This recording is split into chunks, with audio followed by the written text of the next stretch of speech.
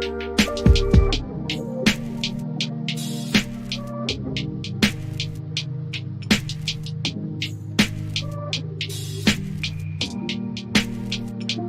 is Bruce Boudreau, head coach of the Vancouver Canucks, and it's time for Clay's Canucks commentary live. Let's go with Clay right now.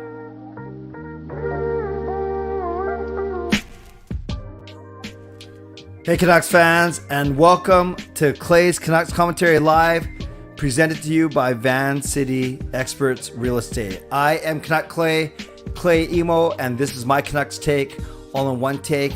It is Tuesday night, November the 8th, on a night where the Vancouver Canucks defeated the Ottawa Senators 6-4, game number 1 of a 5-game road trip. Believe it or not, the Canucks are only 1 point out of a wild card spot, granted with 4 or 5 other teams, but still, they're only 1 point out of a wild card spot. They're only 2 games under 500, and maybe, just maybe, all is not lost. Thank you, moderators, in advance. We will see how busy you are tonight. Thank you to all members, and thank you to all of you, no matter where you're watching from, whether you're in my beautiful neighborhood of Steveston, in Richmond, in the city, in the Lower Mainland, in the province, in the country, on the continent, or around the world. Thank you. Thank you for being here. I know you could be doing anything else, watching anyone else, but the fact that you are here with me tonight, I certainly never, ever take you for granted. So as always, subscribe now so you can leave comments in the chat section. Make sure you like the video, like the fact that the Canucks won, like the fact that we are hanging out, like the fact that yes, the Canucks are 4-1-1 in their last 6 games. So subscribe, like the video. You're always welcome to leave donations. You're always welcome to gift memberships. I appreciate both of those, but most importantly, I want you chatting in the comment section and chatting with one another. As you know, I go for the first half, then I'll turn it over to you for the second half. And if you're listening on a podcast platform, make sure you rate and review this podcast. I appreciate you very much. Wow, so much to talk about tonight. And then tonight, it's Tuesday, so I have to go to my church prayer hour right at the top of the hour. So I will try and keep this to about 35 minutes or so, but we'll see how that goes. And thanks, if you join me, if you actually, believe it or not, 4.5 hours ago, if you were on, 4 hours ago, if you were with me on Game Over Vancouver, put that in the chat, brag a little bit, flex a little bit, put in the chat that you were indeed part of Game Over Vancouver. So you are getting a double dose of Canuck Clay tonight. So let's start off, just so you know, I don't lie to you. I never lie to you. I want to show you that, yes, we are indeed 1 point out of a wildcard spot. Edmonton is in the first wildcard position, is 16 points. Calgary has 12. Chicago has 12. Arizona has 11. Minnesota has 11. Nashville has 11. Vancouver has 11. So, yeah, there are 6 teams that are within 1 point of each other. Calgary, Chicago, Arizona, Minnesota, Nashville, Vancouver. Some have played 12 games. Some have played 13 games. But, you know, the fact that the Canucks, as atrocious as their start was, they're 4-1. They're on a 1-game win streak. They're technically 4-1-1 in their last 6. And if they win tomorrow against Montreal, then they're only 1 game under 500, and they're playing in Toronto on Saturday to get to 500. But let's not get ahead of ourselves. Then you look at the overall standings in the entire league, not great. They're like still 26 overall, so there's only 6 teams below them. And then you look at the division. This is crazy. When you look at the division, this is tricky. Look at this. This is nuts. Vegas, what a surprise, 12-2. Seattle's number 2 in the Pacific Division. LA's number 3.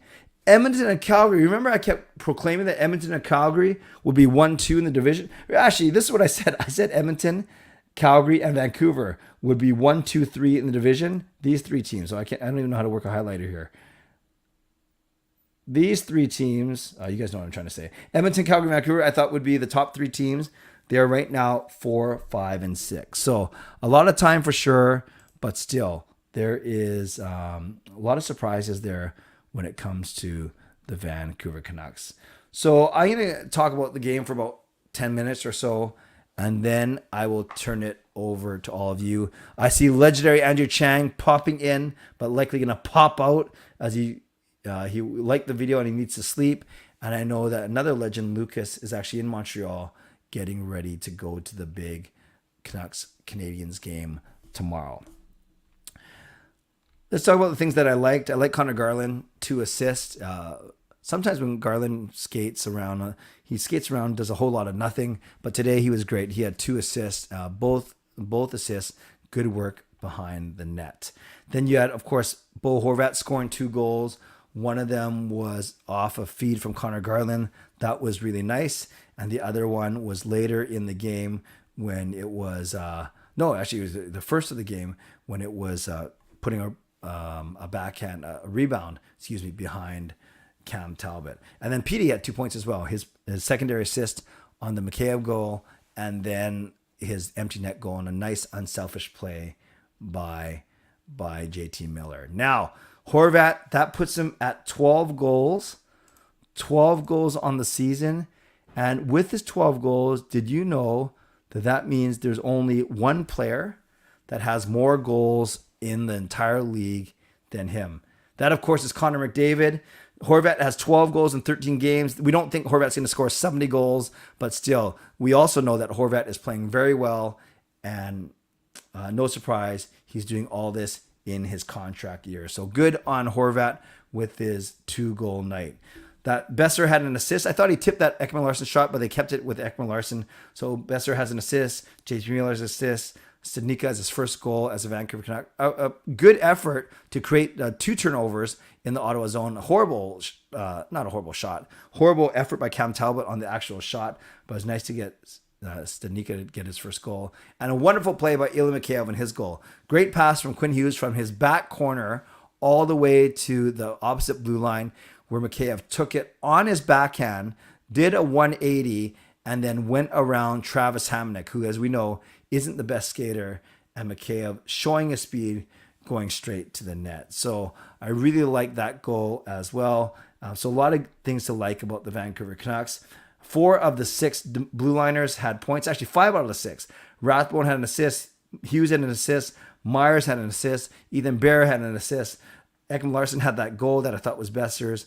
And then Luke Schenn, the only blue liner not to get a point, but he had that fight. He also had 4 hits to lead the team as well. Spencer Martin, 37 saves on 41 shots. I thought he was good. The only goal I didn't like was the Hamonic goal. Hamonic, you guys will remember when he was with Vancouver, I said that he actually had quite a heavy shot.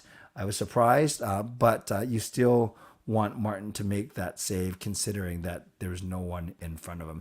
The other 3, the first one was a bad play by OEL, getting beat on the icing and then going around the net for whatever reason. So that wasn't Martin's fault. The Hamonic goal I just addressed. And then the other 2, I didn't think the Stützle goal was Martin's fault. As a defensive breakdown, mostly because of Neil Zaman and Dakota Joshua. I'm not sure why those guys were on the penalty kill there. And then Claude Giroux goal, it actually hit Amon's stick as it left Giroux's stick. So it changed direction on Martin right away. So overall, Martin was good. He brings his record to 3-0-1. Add that to 3-0-3 last year. That means he's gone 10 straight games. His 10 starts with the Vancouver Canucks, he has not lost a game in regulation. Just think about that. In 10 games, he has helped the Canucks get 12. What is he? He is 6-0-4. So he's helped the Canucks get 16 out of a possible 20 points. That's amazing. I'm not saying that he should be the starter. I'm not at all saying that he is out, that he's more valuable than Demko. But you can't argue with the fact that the Canucks are at 800 points percentage when Spencer Martin is in the net, which is pretty impressive. Shout out to Coach Rob, who gifts 1 membership. Thank you for that. It's the exact same as a $5 donation, and it actually is even better than a donation from a standpoint of it gets someone the perks of membership, and that person is Japan 4. So Coach Rob, thank you for the donation, for the gifting the membership, and welcome to franchise level membership, Japan 4. Thanks to both of you. That is awesome. So those are all the things that I liked about the Vancouver Canucks game tonight. Let me get to what I didn't like, and then I'll do one other thing. Remember when I used to do my post-game wrap-ups? I would do what I liked, what I didn't like, and one other thing. So that's all the things that I liked. Here's what I didn't like. Our special teams kind of sucked. 0 for 3, although the Ekman-Larsson goal is right at the end of a power play that expired. And then the Senators went 2 for 5. So that means we only killed off 3 of their 5. So CCSTS, Clay's cumulative special team stat of 60%. 0% on the power play, 60% on the penalty kill. Simply not good enough. I don't like the fact that we were all shot 35-16 in the first 2 periods. And this was on a day where Bruce Boudreau was hoping that his players would step up, come out, and prove everyone wrong. And when I say everyone, mostly their own president, Jim Rutherford, and what he said on the radio. I vlogged about that extensively earlier today. And then you can talk about that in the comment section in a couple minutes as well. So I didn't like the fact that the Canucks didn't really come out with a lot of jump, but at least they came out with a really strong period, outscoring Ottawa 4-2 in that third period. 4-2, if that sounds familiar, that's a score prediction I give every game, but not in the third period alone. So crazy third period. You know, I wasn't crazy as well. Actually, none of the forwards played very well in the first period. Actually, even the first 2 periods, their Corsi numbers were horrible. And then I thought actually that Oman and Joshua struggled a little bit today. They're on the fourth line, and yet combined, they only had 3 hits between the 2 of them. Studnicka had 1 hit as well. So only 4 hits combined for the 3 fourth liners. By the way, we have a donation from Carol. Thank you, Carol. She says, "Thank you, Clay, for being so positive. I've heard nothing but negativity for the last 4 or 5 days. How bad the Canucks are, the management, giving everyone a problem. What do you think if you start to win?" Yes, if you start to win, a lot of that becomes more just kind of background noise as opposed to rising to the top. So thank you very much, Carol, for the $10 donation. Very, very generous of you. Let's give some love for Carol in the chat for sure. So, what I didn't like special teams. I didn't like the play of the Canucks in the first 2 periods. And then on D, I want to talk, I guess my one other thing. I have two other things. One of them is, I think we were all resigned to the fact that Stillman seems to be a coach favorite or whatever. But Jack Rathbone got in. And Jack Rathbone got in, and he was paired with Ethan Bear. Now, Rathbone only had 13 minutes. Bear had 19 minutes. Big difference there because Bear killed penalties. Rathbone was the only defender who didn't kill penalties. And I call that the bare bones. I'm sure I'm not the only one who says that, but the bare bones one because of Ethan Bear, Jack Rathbone. So bare bones duo. And I was excited to see them play together, but then I was quickly reminded why they could totally be high risk, high reward. They're both good skaters. They like to move the puck, but they both are prone to turnovers. And tonight it was more Ethan Bear who passed it up the middle a couple times, getting the Canucks in trouble. So maybe he's still getting used to playing with the Canucks. Maybe this is the way he is. That's why he couldn't stick in Edmonton or Carolina. Regardless, I'm excited for the bare bones combo, but they definitely had a couple scary moments tonight for sure. Lastly, and then I'll turn it over to you. I've vlogged about this extensively, but I wanted to just remind you that Jim Rutherford was on the radio yesterday on Sportsnet 650, talked about many things, including Horvat and his contract extension, talked about the trying to move cap space, sign defenders, not rebuilding but building, want young players, all that kind of stuff. But what's making the news, and I've talked about this a couple of times, but I think it's so important, is that he basically said that the Canucks don't play with enough structure or enough systems. And yes, you can challenge the players to be accountable, but when you're saying that the Canucks don't play with enough structure or their systems play is not good, that's basically a shot at the coaching staff. Fair or not, that's a shot at the coaching staff, at Bruce Boudreau and the coaching staff. No one thinks that Boudreau will get re-signed past this year unless he does something remarkable with the team in the playoffs. So it could be Rutherford.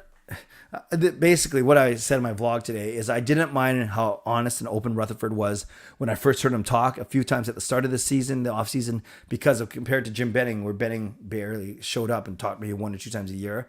But then now I'm thinking that maybe Rutherford should use his judgment a little bit more, maybe not so much throwing Boudreau and the coaching staff under the bus, just like you don't like it when coaches do that to their players. So maybe he could be a little more choosy with his words. So some people like the transparency. Some people like the honesty.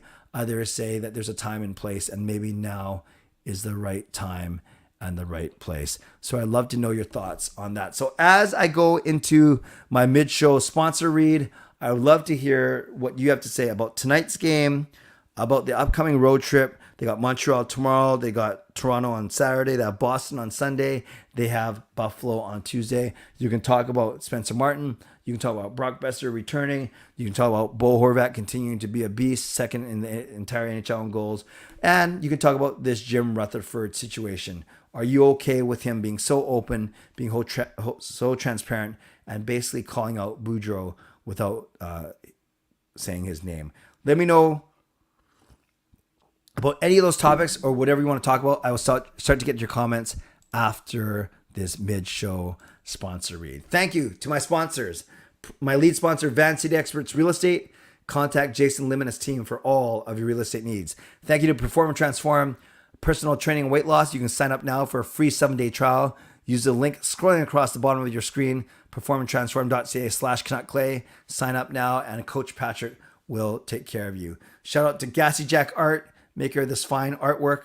No, that way over there. Thank you to Monkey 9 Brewing, my eternal sponsor. And thank you to Vessi Footwear. Use the discount code CanuckClay at vessi.ca and receive $15 off every single pair of Vessi shoes that you buy. Don't forget to subscribe so you can leave comments. Don't forget to like this video, make donations like Carol did, gift memberships like Coach Rob did, and most importantly, get active in the chat. So let's get going. Ricky, before their win tonight, the Oilers haven't looked lights out, but what about the Flames? 6 straight losses, and Huberdeau's been a massive disappointment. Is the heat on in Calgary? I certainly think so. And especially after all the big moves they made in the offseason, a lot of people thought they'd be better with Huberdeau, with Uyghur. So let's see how they continue to progress. But yes, I'm definitely surprised for sure. Taylor, hoping the guys will be able to put themselves out of a demoralized position. Yeah, and they didn't look demoralized at the end of the game. Maybe at the start of the game, for sure. Hi, Harry. What are your thoughts on Studnicka getting his first goal as a Canuck and the Canucks' effort tonight on getting the win? I thought their effort sucked for the first 2 periods. I thought their effort was great in the third period. Surprised they didn't come out with more jump. I thought Studnicka was pretty good, fine, carving out a role on the fourth line for this team. And yes, I did see that you tweeted about the toque. Glad that you got it. Oh, I didn't know that Huberdeau was injured too. Thank you, Anthony. If I was a coach, would I put the Lotto line back together tomorrow to switch things up? No, you usually don't switch things up after a win. You usually don't unless an injury dictates so. So I expect to see the exact same lineup tomorrow except for the goaltender. Jaskran, Jim Rutherford is the type of guy to get Barry Trotz as the new coach when none of the players will thrive under him. He's a purely defensive-minded coach. We shall see. Let's not get too far ahead of ourselves. Kane got his wrist cut tonight. Yeah, that was scary. I actually saw that during the second intermission. I was watching the Edmonton-Tampa game. Kane fell to the ice, and Pat Maroon skating for the puck. Actually, his skate went right across Kane's wrist. It was very, very scary. Yeah. And if you're squeamish, it was not the best sight because you saw the blood immediately pouring out of his wrist onto the ice. Harry, which road game do you think will be the toughest to beat? It will be the Boston Bruins on Sunday because it's back-to-back and second half of the back-to-back. Is Podkolzin a bust? Not yet. I think 1.5 seasons in, it is way too early to say that. At least I don't think so, Dean.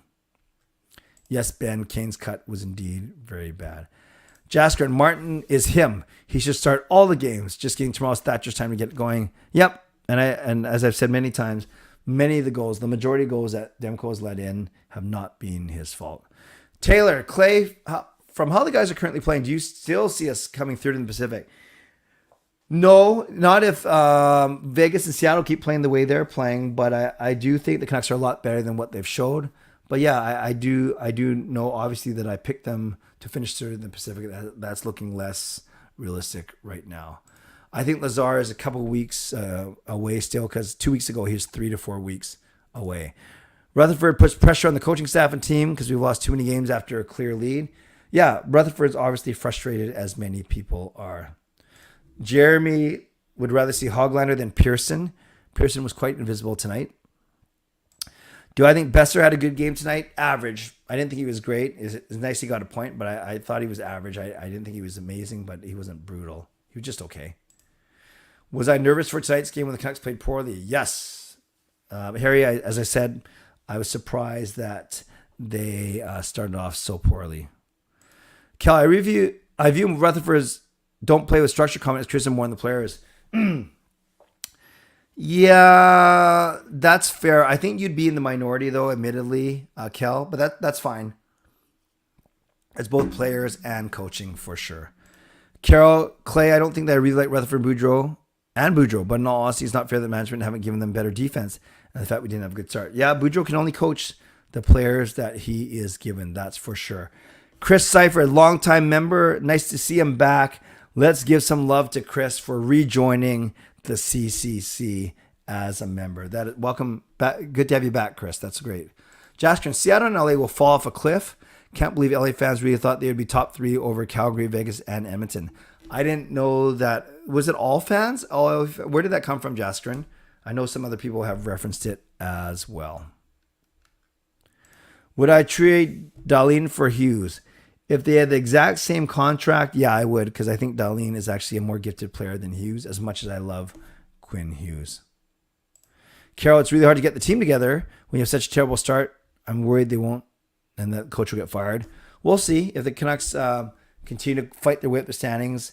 I don't think Boudreau will get fired, but I also don't think he's going to get re-signed at the end of the season. I doubt Hoglander plays tomorrow because I don't see why they would make any changes to the lineup after a win on a back-to-back. And you're most welcome, Chris. The story early on is the Canucks have had trouble closing out games and protecting leads despite decent starts. Tonight was horrible to watch for 2 periods, and without Martin, this would have gotten ugly. Yeah, it's funny. They were behind. Well, technically, they were only behind until Mikheyev scored in the second period. So, and then they weren't behind for the rest of the game. Even the LA 824 guy in the chat at times, that's okay. They could be laughing at me for saying that I think that the Canucks will finish 3rd in the Pacific. So just like we're laughing at that the LA fans, or at least you are, Jaskrin, maybe people are laughing at me for picking the Canucks so high, for sure.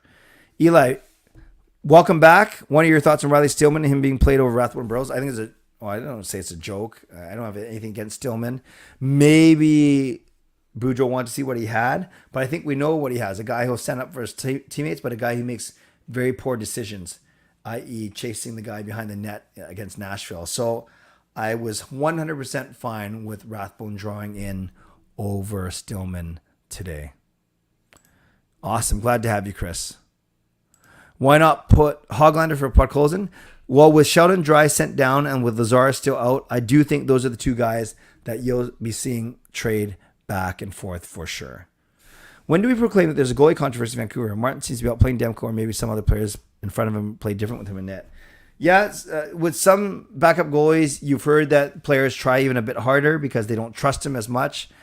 I do think Martin has looked more confident in net. His stats bear that out, but I still don't think it's a goalie controversy. $5 million versus $800,000 would dictate so.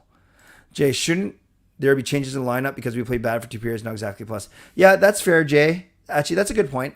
You don't just stick with the lineup just because you won. If you don't like the way the Canucks played overall, then maybe they do make a change. But what really are you going to change? I don't think you blame the defense for this one. So I don't know. If Demko was net, would we lose? No, I'm not prepared to say that, Jaskrin. Yeah, I'm pleasantly surprised about the Jets. I have Hellebuck and Morrissey on my fantasy team. So I'm happy about that. Yeah, and I'm very surprised at how well they've started. If I could pick between Jack and Luke, Jack is such a talented forward for sure. But does Luke Hughes play on the right side? If Luke Hughes plays on the right side, I would definitely take him for sure. Which I should just look him up right now. If Luke Hughes plays on the left side, he's still a great talent. But then I can't believe. But Jack Hughes is so talented.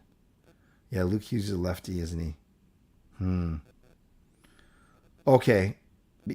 If Hughes is a lefty, Luke, then maybe I'll take Jack just by a bit. But either of them would be really good.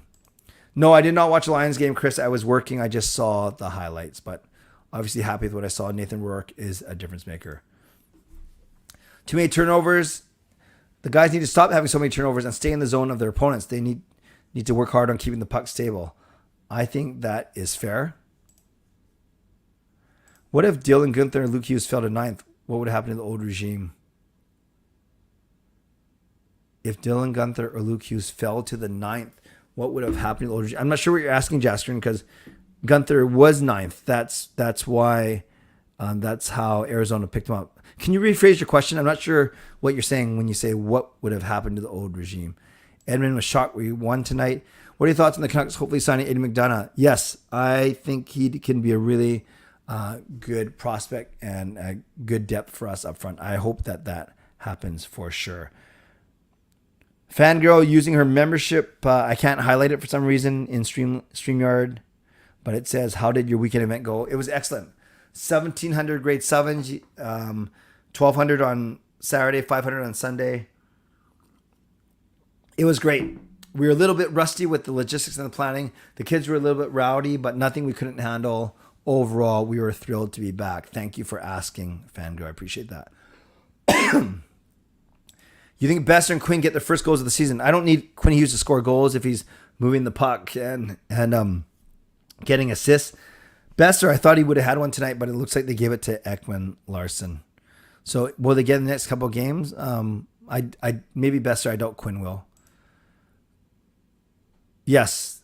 I don't know. Yeah, I think Demko's a confident goalie, but I'm sure he'd love to get a win under his belt for sure. What if Kent Johnson or Luke Hughes fell to 9th overall? What would have happened? Would there be a lot of criticism? Oh, I see what you're saying. Because we traded that pick away, I think regardless of who's there, there's been criticism because we see how well Gunther's doing already. That was just a lot to give up for Ekman Larson and Garland.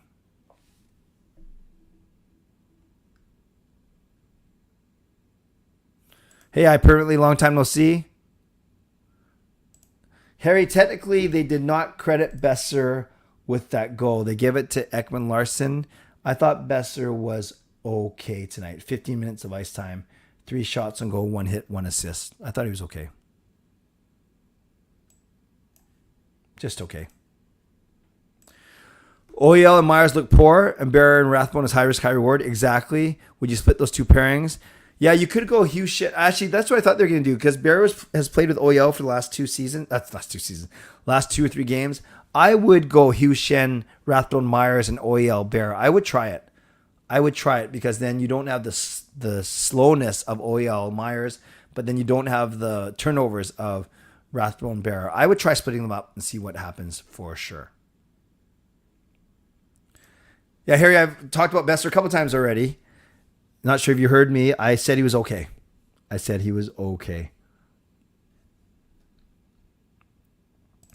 see the Canucks starting to figure each other out and starting to play better. I hope you're right, Shannon. I really do.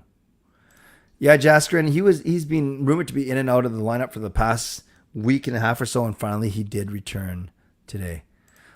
Vax, I do think it'll be Demko tomorrow, especially on a back-to-back with travel. Yes, it's hardly any travel, Toronto to Montreal, but it's still travel, so I expect it to be Demko in net tomorrow night. With both Montreal and Vancouver on the tail ends of back-to-back, that no team has the advantage since they'll all be tired. Good question. It depends. Was Montreal's back-to-back, was Montreal's game today at home? No, it wasn't. They were in Detroit. Interesting. Yeah, so neither team has the advantage because of that. That's a good point. I don't know if people can play with the right stick. Well, if you're right-handed, then you can probably play with the right stick. Martin was indeed solid, Sky. Just win the week. That's true, Kel. If you go by that mantra, the Canucks will get there at the end, but they have to do indeed win the week. What do you think will happen to the D pairings if Dermott and Pullman come back? If we were completely healthy, I would go... They like Hughes and Shen together. I get Dermott in over Rathbone as much as I like Rathbone. So maybe you go OEL Bear, Hughes Schenn, Dermott, Myers. I think and then Pullman's out, Burrows is out, Rathbone's out, Stillman's out. If we had all our D healthy. Good point. Martin's faced 41 shots. Another reason to start Demko tomorrow. Who's my starter to start Maple Leafs on Saturday? That's a good question. If Demko wins tomorrow night, because there's 2 days rest, I bet you it'll be, I think I said Toronto, Montreal. It was Ottawa to Montreal, obviously. I think if Demko wins tomorrow night, if the Canucks win, it'll be Demko. But if Demko falters tomorrow night, I wouldn't be surprised if Martin starts on Saturday. But regardless, you're going to have to play one on Saturday, one on Sunday, because there's another back-to-back. Yeah, Chris, the Schenn fight, he won it. The other guy's helmet got knocked off pretty quick. Schenn didn't land any massive blows, but if you had to pick one, I'd say Schenn won the fight for sure. Yeah, Ben agrees with me. Bruce, there it is. Yeah, I heard it, Jasker. You heard it loud and clear on the TV. There were a lot of Canucks fans. Every time the Canucks scored in the third period, there were a lot of cheers for sure.